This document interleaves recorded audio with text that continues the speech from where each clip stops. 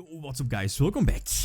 This a match some people requested, but it's at least for me, this seemed a very interesting matchup. The winner of last year's Cross-Banlist Cup is faced, or at least will be taking on this year's winner, you know, from 2017. So Clownblade is going to take on Dragon Rulers. Clownblade from 2015 takes on Dragon Rulers from 2013. The ruler list is of course the same as we saw this year, right? The Clownblade list is definitely the same as last year's winners winning list, of course.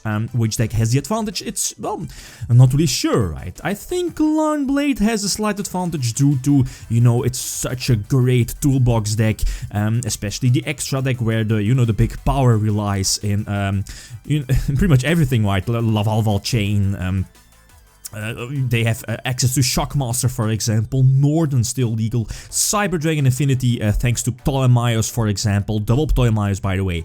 So again, a super solid deck. So let's not waste any more time, let's hop into the first duel, best of 5 again, by the way. Alright, game number 1, the opponent gets a start. Clownblade is definitely going to start this first one. If Clownblade has access to the field spell, the empowerment, I'm not really sure of the correct TCG name, they can pump out such a big disgusting board. So I think I, of course, have to activate the Max C on the activation, since, you know, he does at least. The Dragodius is, of course, special summoned off of the empowerment field spell. Thunder King is again MVP against Rulers for the most obvious reason. I believe, again, correct me if I'm wrong, it cannot negate the special summon of the Ruler, same for Solemn Judgment, but it does prevent me from searching the rulers, at least from the ruler's activation. And I think I was fine. Him using the breakthrough skill on the card trooper definitely was worth it. Okay, milling is definitely a cost, but you know, card trooper will not get the attack boost.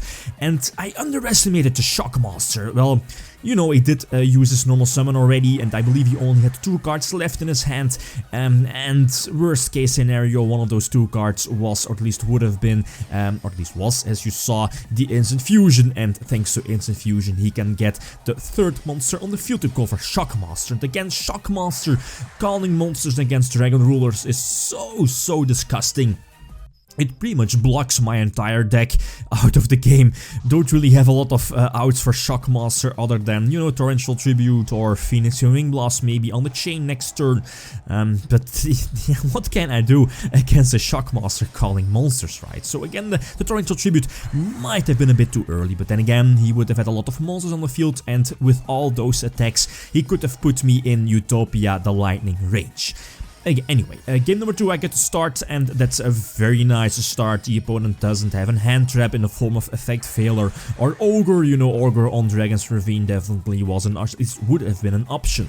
I have access to double Dracossack, so why not double Dracossack with 3 tokens? Definitely good, some extra protection, and the Maxi. That's everything I want, right, against a heavy special summon deck like Clownblade. Maybe activating the Maxi a bit too early, then again, if he has like the Head Trigger, he needs to commit, right?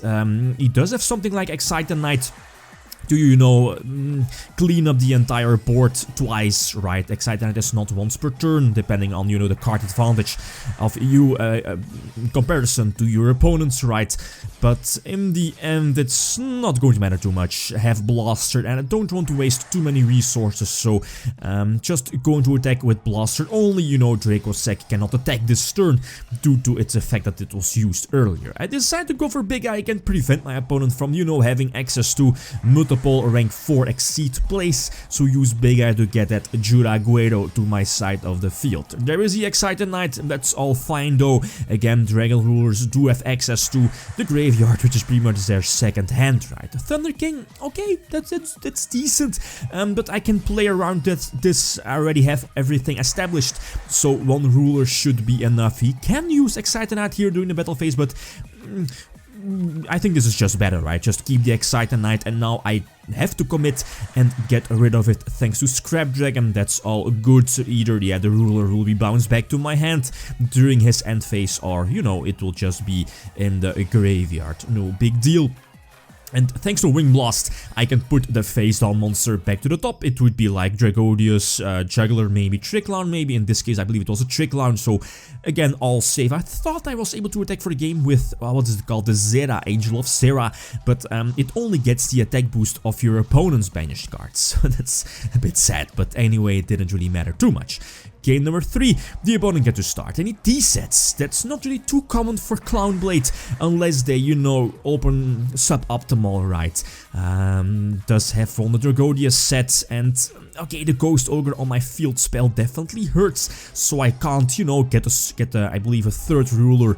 That's definitely a problem. But again, the Max C, triple Max C on the main deck, such a great guard against, well, for the most obvious reasons, right? So he definitely needs to commit. I believe I got a +1 out of the Ptolemaeus summon, but he does add something during the end phase attached to the Ptolemaeus indeed. And during my turn, I believe he has 2 options, either go for, yeah, the, what's it called? The Pleiades and the Constellar Diamond, I believe. Diamond is decent against Dragon Rulers, but I believe Pleiades is a bit of a superior choice compared to Diamond. Anyway, I can't go for the Exceed or Synchro Summon here, and the Harpy's Feather Duster blowing me away. I believe there was a Warning set, a Torrential set as well, and most importantly, the Field Spell also. Ah man, that Harpies definitely hurt. And he can follow it up with Monster Reborn into, you know, Utopia the Lightning, and that's definitely GG. So the Harpy's Feather Duster wins him the 3rd game here. 2-1 for Clownblade. But again, still, game number 4, I get to start. Definitely, again, a very nice opening hand. And I was contemplating on going for the Stardust. Well, Dracossack first and then Stardust second, if I had the option. Not really sure, but I think so. To, you know, protect my setup against something like Harpy's Feather Duster or Dark Hole, right? Against any Mass Destruction, to, you know, have my setup pretty much being safe with the return as well, and yeah, most importantly, the Wing Blast to, you know, interrupt any of my opponent's plays. Keep the Field Spell in hand this time, since, you know, if the opponent has a Field Spell on his own, my Dragon's Ravine will get rid of his Field Spell.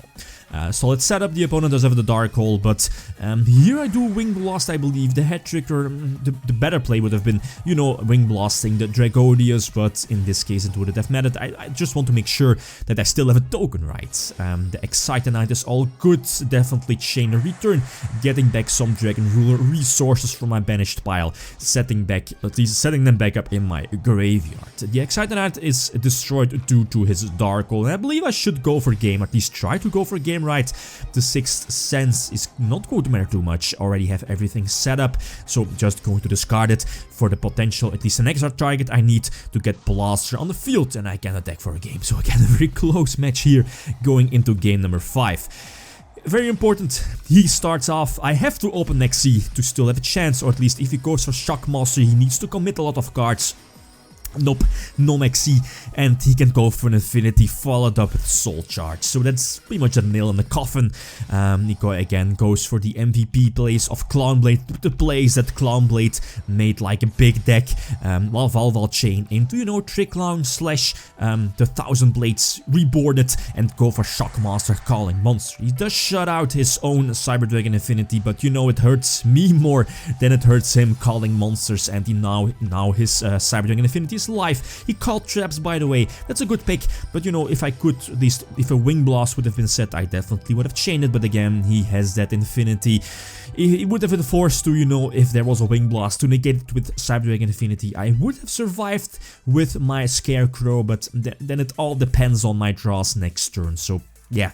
Game number 5, the Shockmaster sealed the deal, just like in game number 1. So, okay, both decks somewhat very close to each other, but this time it was Clownblade that eventually took the winning, the winning position, right? So, okay, yeah, leave suggestions if you want more of these kind of matchups, and stay tuned. Tomorrow should be an announcement for the next year's Cross-Banlist Cup for 2018. Okay, guys, that's it. Thanks for watching, and feel free to leave a comment or like if you enjoyed the video. YgoPro signing out. Peace.